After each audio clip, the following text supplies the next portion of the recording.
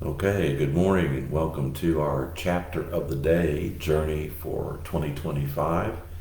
We are in two places today. One, we are in Nashville, Tennessee, at my sister's house, and we are in Acts 20. It's the other place. And we have the cup from Healing Hands International. All right, so for today's 38 verses, we have two major things happening in Acts 20. The first one is about 16 verses, that has to do with some travels, including a place at Troas, which is the ancient Troy, remember Troy, and events before and after that, part of the traveling. We'll look at that a little bit more in a minute. And then maybe the best known, well, maybe not the best known, but another event in Acts 20 is when Paul asked to meet with the elders of the church at Ephesus at a place called Miletus. So they travel about 38 miles to meet with him, and that's the rest of the chapter all in one place. So it's a typical Luke thing where you have a lot of activity, a lot of movement, a few incidents, some which are astounding and still resonate with us, and then they stop, and there's a talk. In this case, it's a talk before just a handful of men, possibly, from the church at Ephesus, where Paul had worked for 3 years. But now he's on his way back to the Holy Land, and he's got about 30 days or so at one point to get there in time for his goal. So let's look at these two sections for a couple of minutes each. I've been reading the last few minutes about it and getting more and more ideas dumped into my head about what to bring up. And of course, we won't be bringing all of it up because that would be hours. But in the beginning of Acts 20, the uproar had ceased from Acts 19, and Paul calls the disciples to himself and begins to travel. He wants to go by sea, but he finds out that there are people after him again, so he goes by land and goes up north through Macedonia and then back around the edge of Turkey, where he ends up talking to these elders a little bit later. So he stays for a while, he comes to Greece, and then he comes to a place called Troas in verse 7. And he's got a lot of traveling companions. One reason might be because they have been gathering this collection that was prophesied about in Acts 11. They've been gathering this all along, and Paul's writing letters like maybe Galatians, 1st and 2nd Corinthians, Romans. He's trying to get people to make contributions for this collection to ease the famine that's way across the other end of the sea. And it's working incredibly well. If you read some of those letters and dovetail it into this part of Acts, you see that the members of the Lord's church from everywhere really worked hard to make this particular disaster relief, if you please, a very successful thing. Maybe Paul's traveling with so many men now because of the safety measures and because you never know who's going to have to break off and go over here and over there. Anyway, there's a pretty long list of people traveling. Verse 7, they come to this place called Troas, where they stayed for 7 days, which is on Sunday now. And on that first day of the week, the disciples came together to break bread. Luke says this almost incidentally, as if everybody would know that's what they do on the first day of the week, which is what we ought to realize from the New Testament.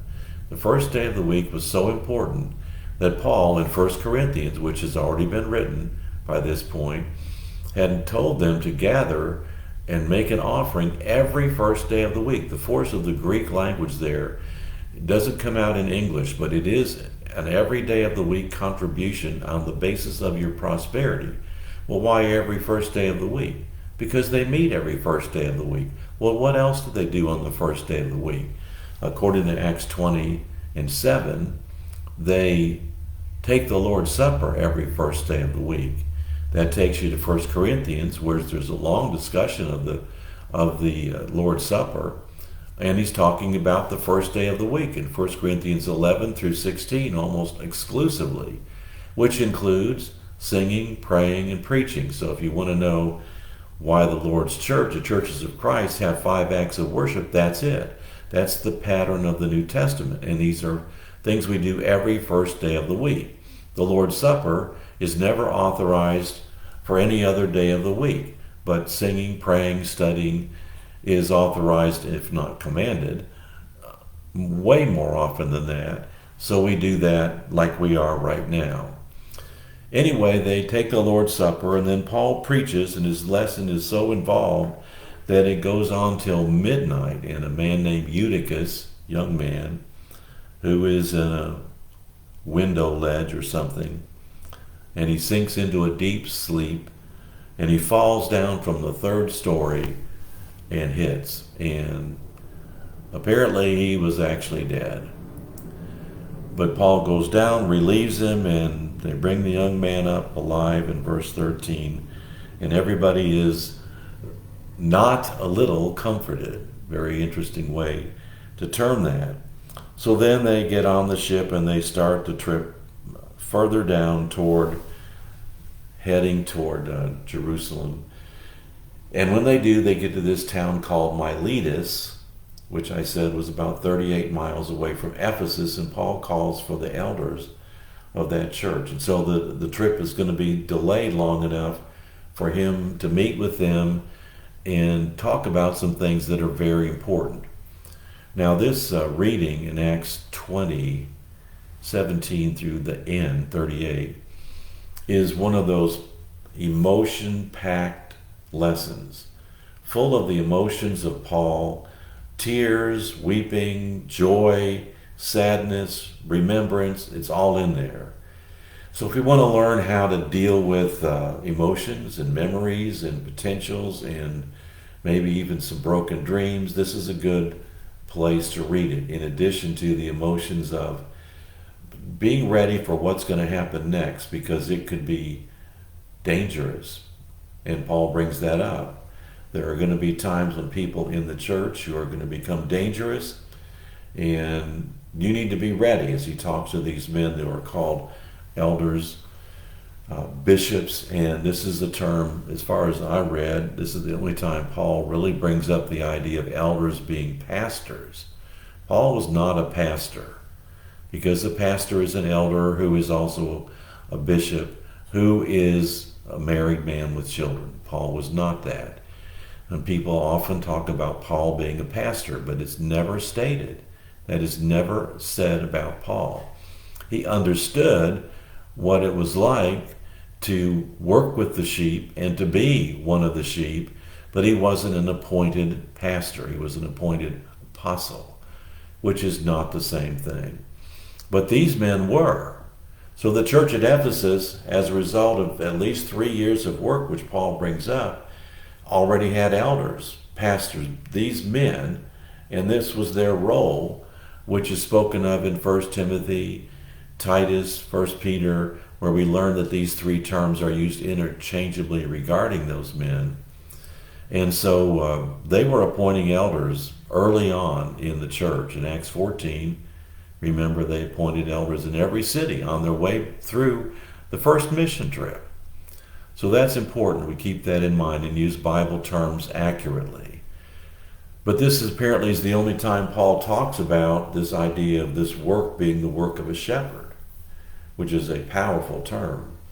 Paul was more linked to city things because he grew up in Tarsus. He spent time in Jerusalem. He's going to cities all over the place. He talks about law. He talks about law and order. Talks about buildings. Talks about government. But he can talk about gardening and shepherding too occasionally. And he understands those things as well. And that all of these figures somehow or another can be related to what we are as the people of God, and how we can use these various elements of living on earth in a spiritual way to make our work better, stronger, and to be aware of the danger of things that might happen that could be risky, or just, uh-oh, now we got to fix that because we didn't pay attention. So in Acts 20:17 through the end, Paul is addressing these kind of things. I just want to skim through these verses for the next couple minutes and notice a couple of the things as we go through. Starting in 17, from Miletus he sent to Ephesus and called for the elders of the church. Again, that was about 38 miles. They came, and he said, "You know from the first day that I came to Asia in what manner I always lived among you."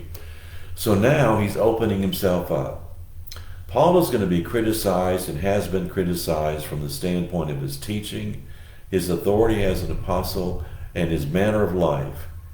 As a person who is representing Christ and who through his life and writing is going to represent Christ for the rest of time, Paul was aware of the fact, as unpleasant as it was, at times he had to defend himself, not for just then, but from all time, because Paul is still being attacked today on the basis of those very same things. And so as we read and study things like Acts and his letters, we can come to a very clear, no doubt about it, conclusion that Paul was a real person. His life really was above board. And he reminds these Ephesian elders how he had lived and conducted himself among them, taking care of people, being concerned about people to the point of making his own living, sharing what he had with people who needed what he didn't have, or what he did have and what they didn't have, and being very involved. It's very significant that when we think of the life of someone like a preacher, that often it's about the pulpit and the preaching situation. That's all we think about. But the life of a preacher is like 95% out of the pulpit. What kind of a person is this guy from day to day? What kind of a person is this guy among the church members, among the neighborhood, in town? What kind of a person is he? This is extremely important, and it is at this point that downfalls and danger and disaster have occurred to religious groups for centuries because this guy doesn't take care of his own soul, his own standards, his own morals, and devastation comes from it. So he says, "I was serving the Lord with all humility, with many tears and trials which happened to me by the plotting of the Jews." And this goes on as Paul opens up. He does this same thing in 1 Thessalonians 2, for example. "I conducted you as a nursemaid would conduct herself around an infant." This is really significant to help us understand the heart and soul of Paul. Theologians to this day write of Paul as a theologian full of logic and everything, but not emotional. That is so far from the truth. And then people like John are all emotional, but not so theological. That is all made up. These guys were real people. They did know that truth mattered, and they weren't needing to stand up for truth. But they also knew that the soul, the heart of mind matters too. And the linking of heart, soul, mind, and strength in loving God and loving your neighbor as yourself is still the only way to live, whether you're a preacher or not. So Paul writes about these things and makes it clear that he had made himself available at the risk of his own life for their well-being. And then he tells them something that is very significant. He says, "Remember the words of our Lord, it is better to give than to receive." If you read this whole chapter with that line at the front of it, in other words, Paul leads to this, well, now he got here, and let's go back and read it again with this idea. Well, we don't know when Jesus said that, but that's not the point either. He did say it. And this whole section is about Paul being a person who did what Jesus said. It's more blessed to give than to receive. Now think about how Paul lived that out in this text, not to mention dozens of others. And he told them that I will see you no more. And these men and Paul wept over that he wasn't ever going to be back again. And as far as we know, that's the way it worked out. And then he goes to the ship and they begin the rest of the journey, which is the end of the third trip, and that will be in the middle of the next chapter, which is tomorrow. Thank you for being a part of today's reading, Acts 20 in the New Testament. See you later.